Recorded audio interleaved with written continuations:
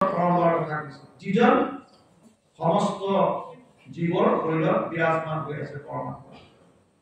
ইয়াতে কৈছে কিয়নো তুমি কৰম সমস্তৰে প্ৰিয় হৃদয় আত্মা জগতৰে পিতা মাতা হেনজানি আন বিষয় এৰিয়া হৃদয় হৰি চিন্তা। তেওঁ সমস্তৰে প্ৰিয় হৃদয় আত্মা জগতৰ পিতা মাতা। পিতা সমস্ত জগত মাতা ধাতা পিতামহ বেদ্যম পবিত্ৰ ওমকাৰ ঋক সাম যজুৰ বচন।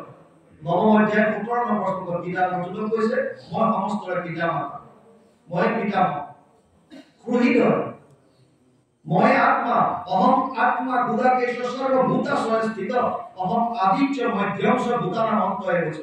দশম অধ্যায় 30 নম্বৰ শ্লোকত কৈছে হে অৰ্জুন মই সমস্ত জীৱৰ আত্মা, সমস্ত শৰীৰত মই বিৰাজমান হৈ আছো আত্মাৰূপে। মই আদিত আছিলো, মই মধ্যত আছো আৰু শেষ হোৱাৰ পাছতো মই থাকিম। গতিকে সেইকাৰণে ইয়াত কৈছে সেইজন।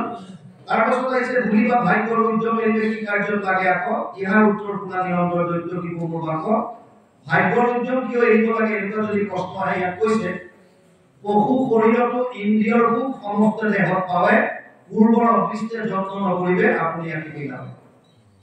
যিবিলাক আমি কাম্য কামনা কৰি ইন্দ্ৰিয়ৰ সুখ পাবৰ কাৰণে, ইন্দ্ৰিয়বিলাকক আৰাম দিবৰ কাৰণে, ভোগ পাবৰ কাৰণে যিমানখিনি আমি ইচ্ছা কৰিছো, এই ভোগটো ইন্দ্ৰিয়ৰ সুখবিলাকটো বহু শৰীৰতো পায়।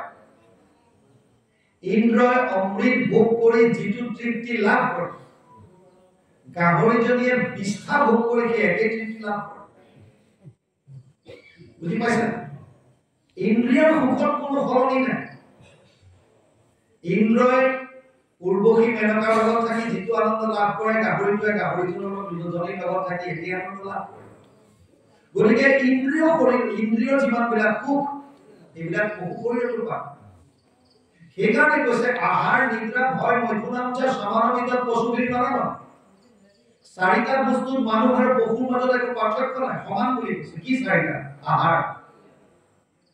প্ৰথমটো কৈছে আহাৰ। ভোজন আমিও কৰো, পশু পক্ষীও কৰে। কিন্তু আপোনালোকে জানি আচৰিত হ'ব পশু পক্ষী জীৱ জন্তুৱে প্ৰকৃতিয়ে বান্ধি দিয়া নিয়ম মতে আজিলৈকে একেটা ভোজন কৰিয়ে চলিছে। কিন্তু আমাৰ ক্ষেত্ৰত বেলেগ বেলেগ হৈছে।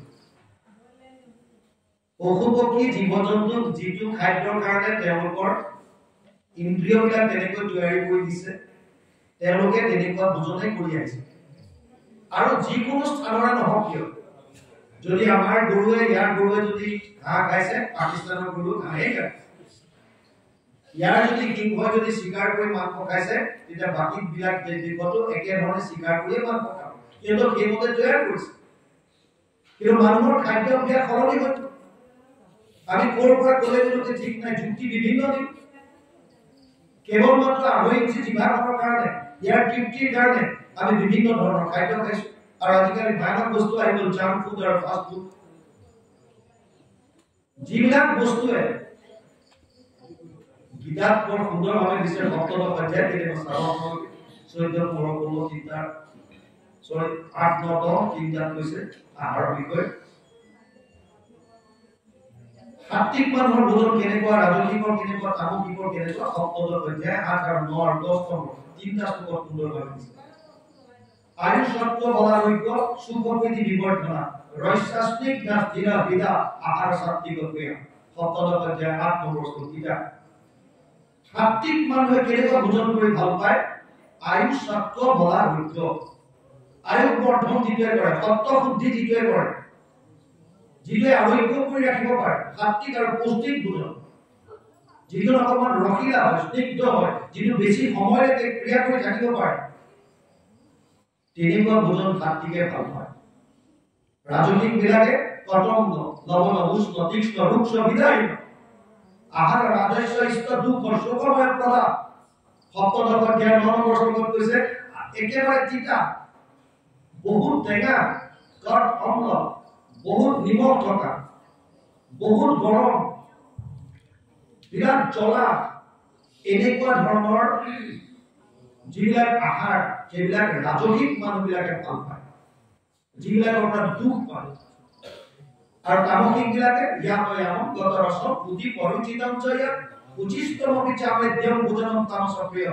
সপ্তদশ অধ্যায় 10 নম্বৰ শ্লোকিতা তাত কৈছে যিবিলাক বাঢ়ি খায় ভোজন ৰন্ধন কৰাৰ বহুতে 45 মিনিটৰ ভিতৰত খাব পাৰিলে তাৰ পুষ্টিকতা থাকে বেছি ভাজিব নালাগে কেঁচা বস্তু বেছিকে খাব পাৰিলে ভাল 45 মিনিট সময় যদি দিছে এক শ্ৰেণীয়ে কৈছে 3 ঘণ্টা মানলৈকে পাৰি তাৰ পিছত ফ্ৰিজত থৈ খোৱাৰ কোনো নাই 2-3 দিনলৈকে ফ্ৰিজৰ পৰা উলিয়াই গৰম কৰি খাই থকা এয়া একো নাই খালি মুখৰ তৃপ্তি তাৰ পুষ্টিকতা শান্তিকতা সব শেষ তামসিক বিলাকে যেনেকৈ ভাল গোন্ধাই যোৱা বাঢ়ি খানা জুঠা খানা এইবিলাক ভোজন কৰি ভাল পায় গতিকে যিবিলাক জীৱ জন্তু আছে আমাতকে তেওঁলোকে ভোজনৰ ক্ষেত্ৰত তেওঁলোকটো উত্তম বুলি ক'ব আমি তেওঁলোকতো নিছো নিদ্ৰা আপোনালোকে লক্ষ্য কৰিব জীৱ জন্তুৰ প্ৰকৃতিৰ নিয়ম অনুসৰি ব্ৰহ্মপুৱাতে তেওঁলোকে নিজৰ নিজৰ বাসস্থান এৰি দিয়ে চৰাই চিৰিকটিয়ে বাঘৰ পৰা ওলাই মাতিবলৈ আৰম্ভ কৰে জীৱ জন্তুবিলাকে নিজৰ নিজৰ জেগাৰ পৰা ওলাই আৰু আমাৰ প্ৰায়বিলাকে 9-10লৈকে আমি শুই থাকোঁ ব্ৰহ্মপুৱা আমি দেখাই নাপাওঁ তাৰমানে আমি প্ৰকৃতিৰ নিয়মৰ লগত খেলা কৰি আছো আৰু সেইটোৰ কাৰণে আমাৰ অসুখ অশান্তি বাঢ়িছে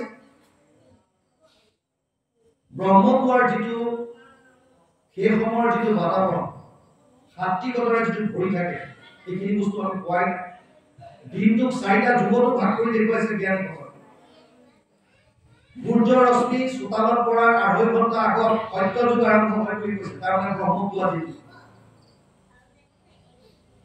কেতিয়ালৈকে থাকে সূৰ্য ৰশ্মি চোতালত পৰালৈকে তাৰমানে সূৰ্য উদয়ৰ পৰা 2.5 ঘণ্টা আগত সত্য যুগ আৰম্ভ হৈ সূৰ্য উদয়লৈকে এইখিনি সত্য যুগ বুলি কৈছে দিনটো 4টা যুগ ভাগ কৰিছে সূৰ্য উদয়ৰ পৰা দুপৰীয়ালৈকে এইখিনি কৈছে ত্ৰেতা দুপৰীয়াৰ পৰা সূৰ্য অস্তলৈকে এইখিনি সময় কৈছে দ্বাপৰ আৰু সূৰ্য অস্তৰ পৰা এই ব্ৰহ্মপুৱালৈকে এই সময়খিনি কলিযুগ বুলি কোৱা হৈছে এতিয়া আপোনালোকে এটা কথা চিন্তা কৰক বেছিভাগ সমাজৰ অপকৰ্মবিলাক এই সময়ছোৱাত হয় কলিযুগৰ সময়ছোৱাত ৰাতিপুৱা খুব অপকৰ্ম কম হয় মানে মানুহৰ মনবিলাক সাত্বিকতাৰে ভৰি থাকে এবাৰ এজনে কৈছিল আমেৰিকাৰ ভিক্ষাৰীবিলাকে ৰাতিপুৱা বেলাটোহে ভিক্ষা কৰে কিয় আমি বুজিলো কিয় কৈছে সেই সময়ত মানুহবিলাকৰ মনবিলাক ঠাণ্ডা হৈ থাকে সাত্বিকতাৰে ভৰি থাকে ভিক্ষাটো ভালকে দিয়ে সন্ধিয়া ভালে